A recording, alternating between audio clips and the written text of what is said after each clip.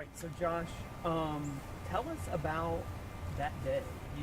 Tell us everything about that. Okay, so that morning I was in my car like normal. I was contemplating on even putting on my gun, and so I got out and I put it on anyways, just because. And I was running, and I got to this point across the river, just west of I-35, and heard her screaming. And I ran over there, kind of timid, not real timid, but just cautious. Took my earbud out, and I heard her screaming some more, and I saw him on top of her, had my flashlight on. Pulled my weapon, and told him to get off, and he complied, and he also said he knew her, and I asked her if she knew him. She didn't. So I told him to get down on his knees, show me his hands. That way I knew he didn't have a weapon. And at that point, he was no threat, so I didn't feel the need to shoot him.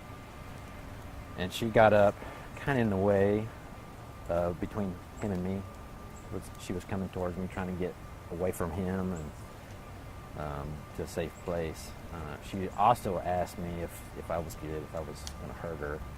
Obviously, I said no. Told her I was good, and then at that point, I called 911 and gave them my driver's license number and told them who I was and my location. And there were other runners that came up also to help, I don't know, probably a minute afterwards, to try to calm her down and help assist. They also, so one guy showed up, another guy, a couple guys ran to find him, try to find him. So he ran off. He ran off, yeah. Once she got up, that was his opportunity to grab her shorts and shoes and run. But can you just describe what you heard? I mean, you said you heard her screaming. So I heard her screaming real loud. I don't know what she was really saying, but she was just screaming like her life was being threatened. So at that point, I didn't know what was really going on. And so I was really worried about my safety and then trying to figure out what was really going on.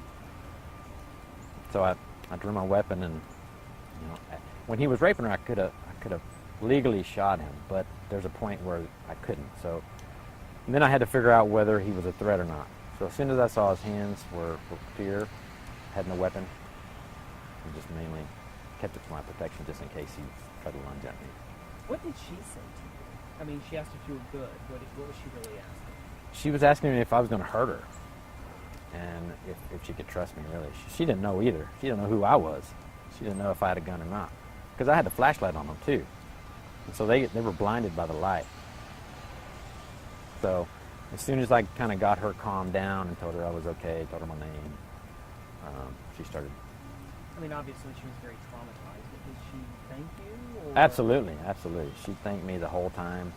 Thanked me and the other guy that helped her up to East and Cummings, kind of up that area. Thanked us the whole time. We exchanged numbers. I still keep in contact with her. Really nice woman. How's she doing? Doing good. Doing real good.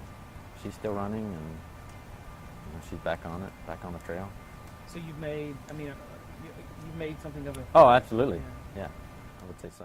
And so you always run with a flashlight and with a gun? I do. So I have a gun with me with a belly band. It's from Crossbreed.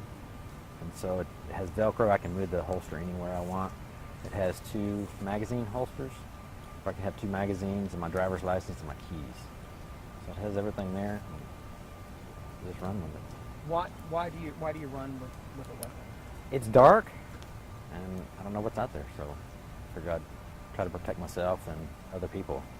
And that's what it's all about anyways, helping other people with it, not just myself. I mean, is it kind of a freak thing to you that that all happened? Oh yeah, I didn't think I'd ever have to pull it.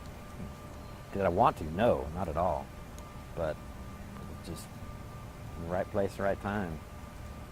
I mean, is there a part of you that feels glad that you were able to be in the right place? Oh, absolutely. Yeah, absolutely. Yeah, I could have been 2 minutes earlier and passed the whole thing. It's one of those, I guess, divine intervention, if you want to say. But I was right here when she was tackled.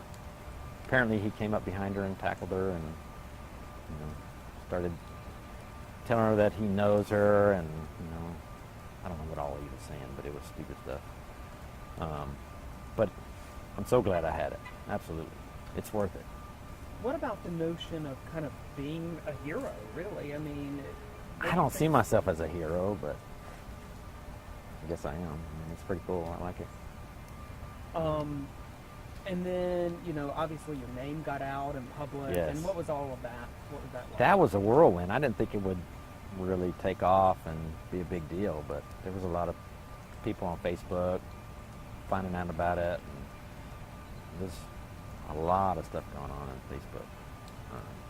And you're a father yourself, I am. I have 2 kids. including a daughter. Yep, 9. She's 9. Wow. And the little boy is 5 years old. So. Do you think about them? I mean, when No, absolutely. Yeah. What do you think? That'd be tragic. I'd hope somebody was here that could help them out if they were ever in that situation, either here or on campus or wherever they're at. If they're elementary, I would hope there would be somebody there that would jump in and take a chance and help.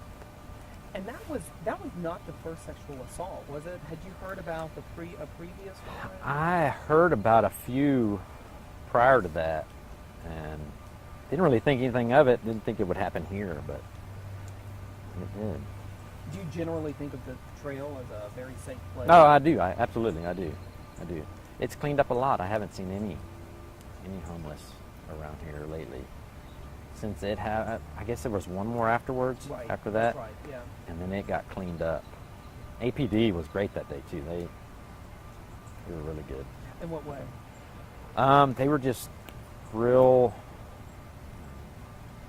ready to help me. They were all glad I had my gun. They were asking, like you, what I was carrying, how I was carrying it. They just liked that I had it. They were congratulating me a whole lot. Really good you guys done.